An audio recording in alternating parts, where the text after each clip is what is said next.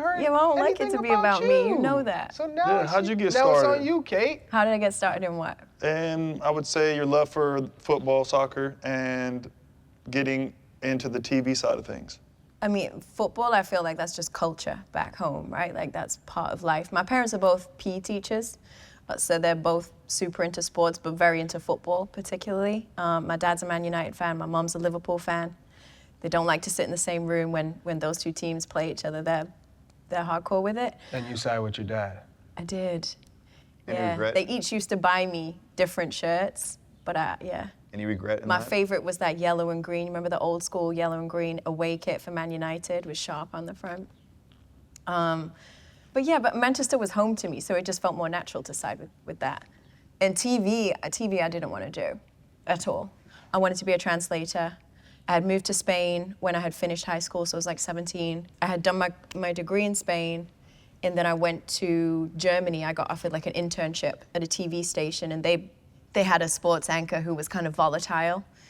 And he anchored the sports news, and he stormed out one day. He quit over a dispute. And so they decided they wanted to cast within the network. And the boss of the network came to me and said, I think you should try out. You already know the system. We know you can write scripts. You should try out. And I said, no, thank you. I have no interest in trying. I don't want to be on TV. And he said, just do me a favor. Just do it. If it's terrible, we'll never talk about it. But what you got to lose? Just do the casting, and I'll leave you alone. So I did the casting. It was like it was like sports news. So you're at a desk. I did not know what to wear. So You weren't wearing your Fendi and Armani. I'm not sure what was it. I borrowed a blazer off someone. It was too big for me. It was like an orange blazer. I looked about 40. And I did this casting, which I've since seen, somebody sent it to me. Horrific. It's terrible. It's really bad. So I don't know what they saw in it, but they offered me the job. He came to me, said, the job's yours if you want. And I said, but this is not what I want to do.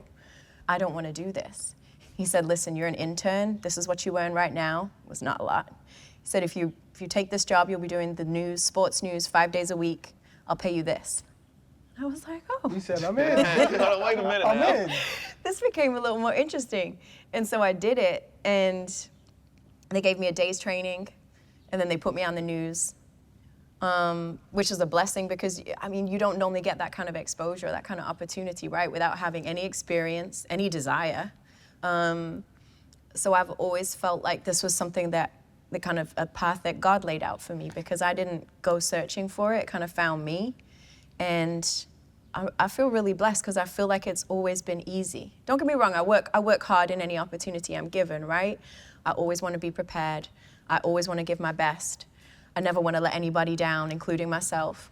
This is an industry a lot of people want to be in, and people are really hustling to get ahead in it. And God's just been good to me. Like, I haven't had that. But I think also that you can see like the hard work that you put in, the prep and understanding like the flow of a show and like what questions to ask, like the timing and stuff like that. That's something that is a skill that you had. You know, you're a good people person. You can read the room very well. I think you get along with a lot of different types of people, but also I think the hard work that you put in and it helps us, because I remember my first episode of being on there, and by you asking that difficult question, like, are you broke? You know what I mean? It just kind of like made me stop thinking about like being on TV, and then I'm able to like go in terms of being able to talk with you more and not be so nervous. Like I think that's a skill that you have. But for me, I was just curious to like, you do a lot of different sports, but it seems like you're more passionate about soccer. Would you say that that's true? Yeah, football feels like home to me. I love boxing too, and that's the other sport I really love to work in, but football has that kind of that familiarity, that feeling of of comfort, of safety. Like it reminds me of going home. It reminds me, even now when I go home, you know, my parents are nearly 80 now, and I go home on weekends. If I'm doing a Champions League show in London, I'll get the train to Manchester, and that weekend is about what football game is on, when are we watching it, watching match of the day, like all of that stuff just feels like home to me. So, you know, if I'm there, I'll go watch my nephew play in his game. I'll go watch my niece play in her game. So football just has that kind of, there's a love for football, which I feel like that can't be undone. You know what I mean? Now we're all in the same space, right? And so I'm sure there's people that you look at and you're like, oh, I like certain bits of how they come across as an analyst. You try to pick and choose. I do the same thing, right? But you're still also creating your own style, you're shaping yourself into the way that you want to come across, right? Where does that all come from? Is that something that you saw someone else in your early days of getting into this space and were like, ooh, I like how she does that. I'm going to pick little bits and pieces from there, or was it just kind of a natural progression for you? So that's funny, I've thought about that sometimes. In part, I would credit my brother, right? Because I feel like I grew up in that culture of, like, that banter culture of my brother always being really quick to crack on me. And the only way you survived in that environment was if you had a quick answer, right? If you could come back, if you could hang with the boys in that way. And so I think, you know, it's a male-dominated space, essentially, still, and you have to be able to hang with the boys to be able to get their respect somehow. And so I think my brother shaped me in that way because he had no mercy. He's still like that. He'll destroy me at the first opportunity. And so I think I learned to kind of, like, not be intimidated by that male energy, not be intimidated to, like, crack a joke. Why shouldn't I? I think, you know, I remember the first show I did in America was I had hosted some event for Franz Beckenbauer in Austria, and the president of Fox was in the audience, and they had just won the rights to the 2015 World Cup, and so they came up to me afterwards and said, "Listen, we're going to do the World Cup. We'd be interested in you hosting. Are you open to it?" We would talk to Sky because Sky and Fox were like partners at the time, and so that opportunity came about, and I got to do American television for the first time. Up until that point, I'd only done stuff in Germany, Spain, England, whatever, like Europe. And you guys know what that's like. You've been based over there. It's stiff. We do a different type of TV. It's not personality driven, it's information driven. And so I think I had been really drilled in that European way. And you become kind of boring because essentially everybody's doing the same thing. And I think it was that first taste of American TV where I really got to see, like, oh, you can let loose on American TV. This is different. I like it. I don't want to do European TV no more because that's boring to me now. And so I was very clear once I finished that 2015 World Cup, I was like, I want to be in America. That's where I want to be. That's the television that I look up to. That's the style of broadcasting that excites me.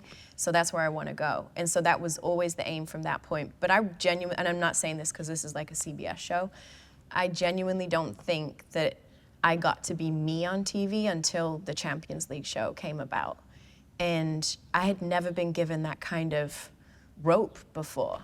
And so all of a sudden you're like, okay, cool, let's just have fun. Let's do this. And I feel really blessed by that too, because I feel like the job I was doing at other networks, pretty much anybody can do that. You can go in, you can read a prompter, you can be informed enough to ask the right questions, but you're never really gonna stand out. And I think CBS gave me an opportunity to potentially stand out because you get to do things in your own way and bring your own character into the mix. I remember when I was at Sky, I was at one point told, like, too much smiling from you, too much ha ha ha, like, welcome people in, I'm a ha ha ha person. Welcome people in and get to the point.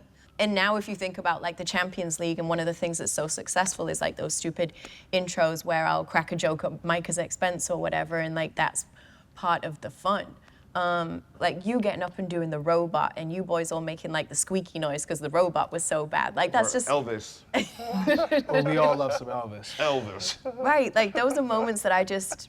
Do you know what I'm weird? I feel like sometimes I don't remember that the camera's there, and perhaps sometimes we should all be more conscious that the camera is there, right? That would be wise.